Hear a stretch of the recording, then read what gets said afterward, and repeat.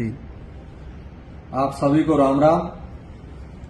आज पांचना के पेज पर मैं आप सबसे एक अपील करने आया हूं कि हमारी शासन और प्रशासन के साथ में और सरकार के साथ में लगातार वार्ता जारी है।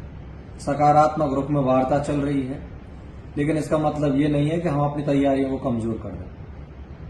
मेरा पूरे समाज से और सरदारी से आग्रह है, निवेदन है कि हमें हर परिस्थिति से निपटने के लिए तैयार रहना चाहिए और जैसी भी स्थिति परिस्थिति बनेंगी इसके लिए संदेश का इंतजार नहीं करना चाहिए। मैं आपको एक बार पुनः आग्रह कर देता हूं, खास करके हमारे युवा साथियों को, कि हम मर्यादित और संस्कारवान लोग हैं। हमें जितनी भी हमने मंच उपलब्ध हुए, जितनी भी पंचायतें हुई, कहने का बात रखने की एक स्थान होता है, एक जगह होती है। हमने अपनी सारी बातें कर दी और जो भी बोलना था वो भी बोल लिए। अब बोलने वाले समय खत्म हो गया, अब रह गया भौंकने वाला समय। तो अब जो भी टीका टिप्पणी उधर से कर रहे हैं वो सिर्फ भौंक रहे हैं, बातचीत नहीं कर रहे हैं वो हैं जो। तो माँ बहनों पर, उनकी माँ बहनों चाहे हमारी माँ बहनों, बहन बेटियों पर, महिलाओं पर कोई भी युवा साथी टीका टिप्पणी नहीं करे। और रही बात उनके चैलेंजेस की जो सोशल मीडिया पर बार बार प्रसारित हो रहे हैं, तो ऐसे चैलेंजेस बहुत देखे हैं जिंदगी में, बहुत और भी आगे आएंगे और वो हमें स्वीकार है। जैसे भी निपटना चाहे वो निपट सकते हैं।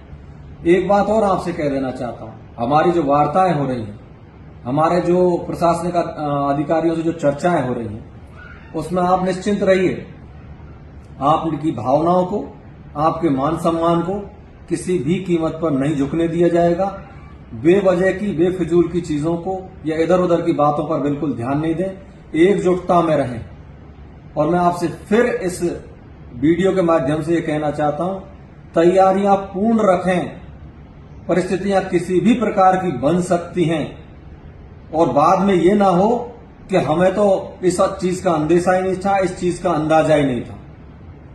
कहते हैं कि कम बोल रहा हूं और आप ज्यादा समझने की कोशिश करें।